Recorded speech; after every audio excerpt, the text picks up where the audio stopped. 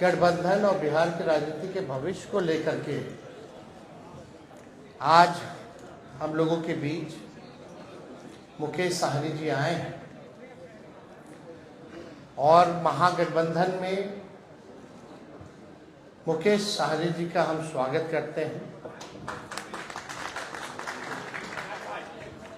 इन्होंने काफ़ी परिश्रम किया, काफ़ी मेहनत की,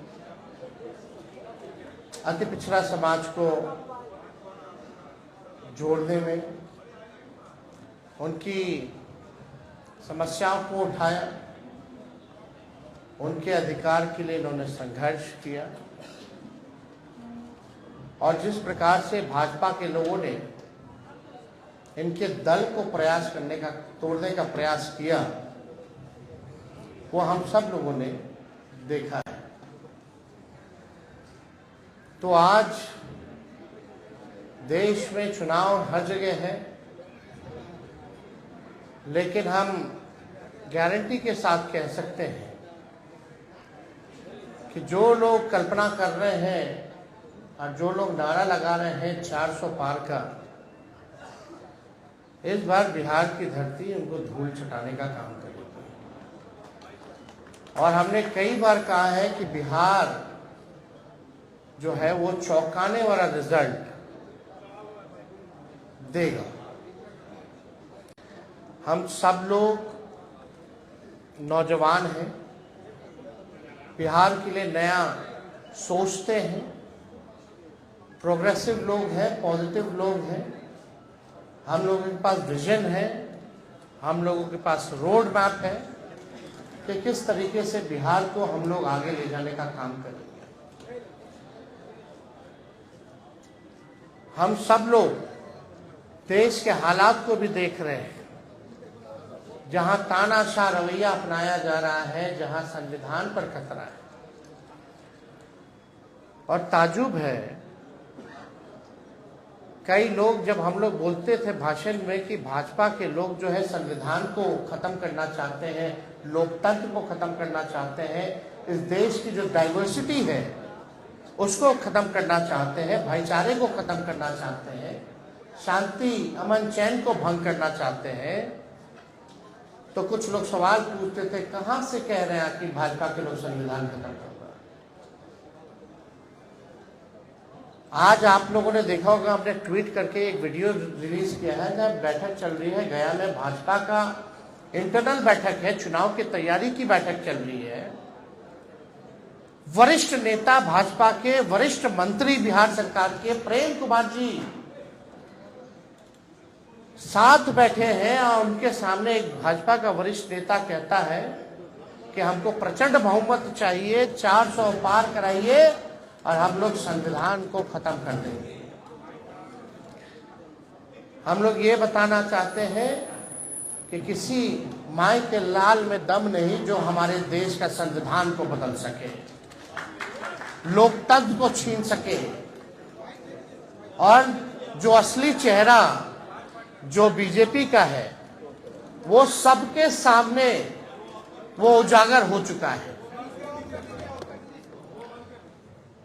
जो असली चेहरा जो है बंद है, वो उजागर हो चुका है भाजपा का। यानी जो बात हम लोग कहते थे कि संविधान और लोकतंत्र पे खतरा है, आज भाजपा के लोग ही जो है भाषण कर रहे हैं, खुल करके बोल रहे हैं कि संविधान को खत्म करना है। ये बाबा साहब अम्बेडकर का लिखा संविधान जो देश को जोड़ने का काम करता है, जहां सामाजिक न्याय के साथ साथ सबका सम्मान है, सबका अधिकार दिया गया है। और जब संविधान खत्म हो जाएगा तो लोकतंत्र खत्म होगा, तो लोकतंत्र खत्म होगा तो वोटिंग खत्म हो जाएगी। जो आप वोट करना चाहते हैं, अब आज चुनते हैं सरकार को, इनका असली एजेंडा है कि उस हिसाब से खत्म हो जाए और एक तानाशाही पूरे देश में जो है वो लागू हो जाए। और कोई पहली बार भाजपा के नेता ने नहीं बोला, दक्षिण भारत में भी भाजपा के लोगों ने बोला, राजस्थान में भी भाजपा के नेता ने बोला, और लगातार ये बिहार में हो रहा है।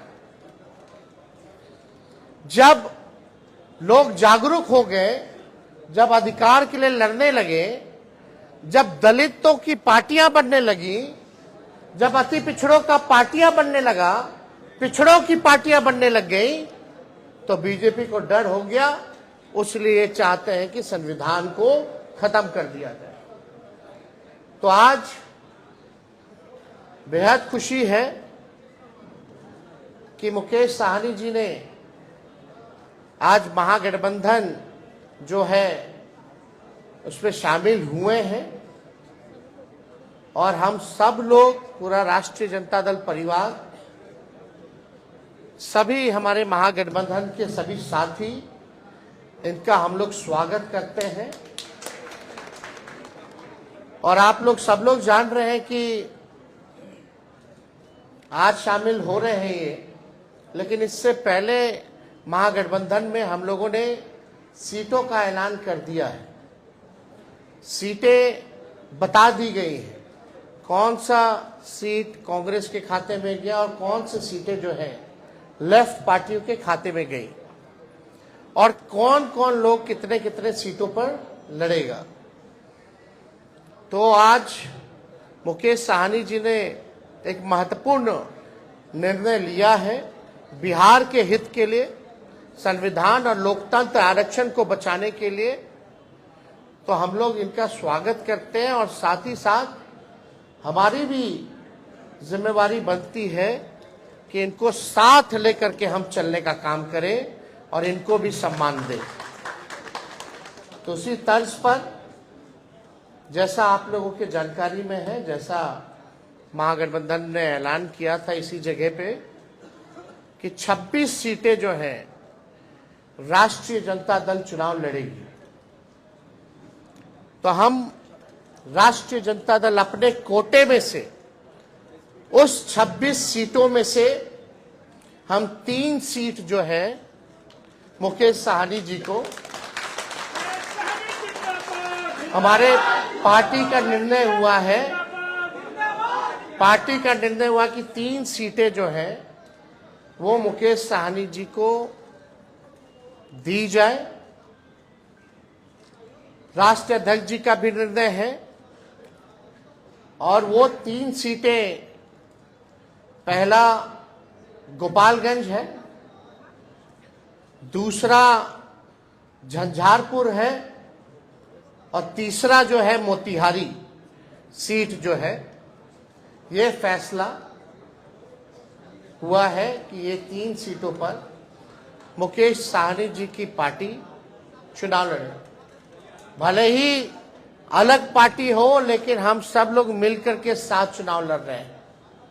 यानी चाहे इनके सिंबल पे जो कैंडिडेट हो, हमारी वो लड़ाई है, चाहे लालटेन पे कोई लड़ रहा हो, ये इनकी लड़ाई है।